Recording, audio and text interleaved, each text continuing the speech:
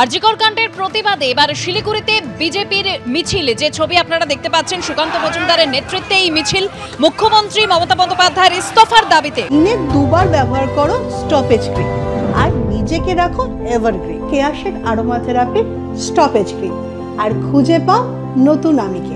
বাঘা Jatin Park থেকে Airview মোড় পর্যন্ত বিজেপির মিছিল।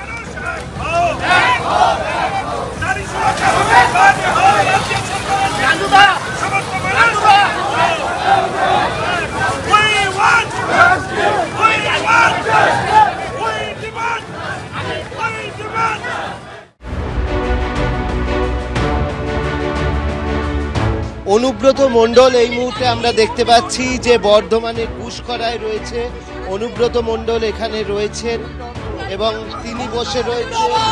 এখানে আমরা দেখতে পাচ্ছি যে স্লোগান উঠছে অনুব্রত মণ্ডলের এবং অনুব্রত মণ্ডল কিন্তু বসে রয়েছেন। 2 বছর পর ফেললাম, 2.5 বছরের মতন। সবাই ভালো থাকুক। মমতা ব্যানার্জি বীরভূম আসছে, শরীর যদি ভালো থাকে, দিদি ভালো থাকুক। দিদির জন্য আমি আছি, বরাবরই থাকবো। তৃণমূলের কর্মীরা রাস্তার পাশে পাশে জড়ো হয়ে রয়েছেন, তারা ফুল ছুঁড়ছেন।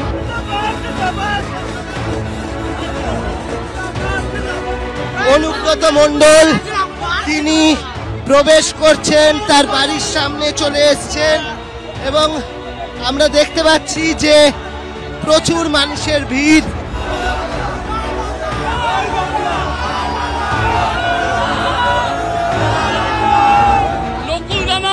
এরপরে হবে চরম চরম করে ঢাক বাজবে আর নকুলদানা বাতাসা খাওয়ানো হবে। নকুলদানা বিলি হচ্ছে অনুব্রত মণ্ডলের ঘরের সামনে। অনুব্রত মণ্ডল ফিরে আসতে সারা বীরভূম জেলার আপামর তৃণমূলের কর্মী এবং নেতারা তারা আনন্দিত উৎফুল্লিত। বীরভূমের জেলা সভাপতি ছিলেন অনুব্রত মণ্ডল এবং তার যেখানে তিনি বসেন ঠিক সেই জায়গা থেকে তিনি বসেন এবং বীরভূমের কোর কমিটির এক সদস্য সেখানে ছিলেন শুধুমাত্র, আর কিন্তু কেউ সেভাবে তার সঙ্গে দেখা করতে পারেনি।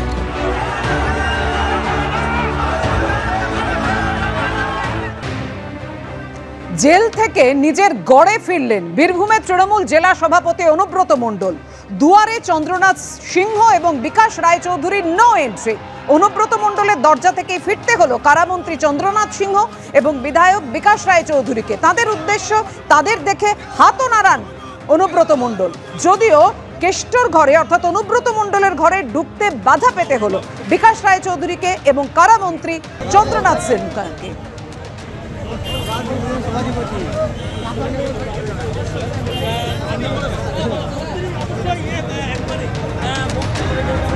মন্ত্রী চন্দ্রনাথ সিংহ এই মুহূর্তে দাঁড়িয়ে অনুব্রত মণ্ডল যে মুহূর্তে বাড়ি ফিরলেন অনুব্রত মণ্ডল, সেই মুহূর্তের ছবি রেখেছি আপনাদের সামনে। পুলিশে পুলিশে একেবারে ছয়লাভ।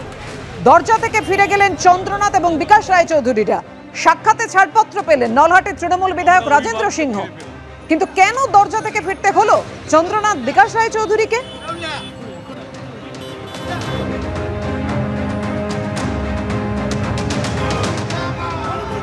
দেখছেন সেই মুহূর্তের ছবি যখন চন্দ্রনাথ সিনহা এবং বিকাশ রায়চৌধুরীকে দেখে হাত নাড়ালেন অনুব্রত মণ্ডল।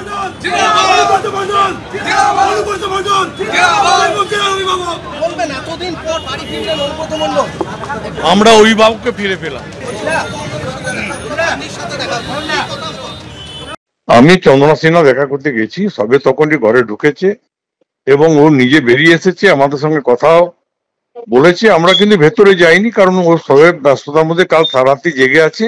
আমাদেরকে একটা কথাই বললো যে পরে কথা হবে, তাছাড়া তো কোনো ব্যাপার না। তো ভালোই আমাদের সঙ্গে বিহেভিয়ার করেছে। এই ধরনের অপপ্রচার করা হচ্ছে। ও আমাদের সঙ্গে দেখা করেছে, হাত নেড়ে কথা বলেছে এবং বলেছে পরে কথা হবে। মনে রাখতে হবে কেষ্ট মণ্ডল আমাদের নেতা, আমরা তার সৈনিক।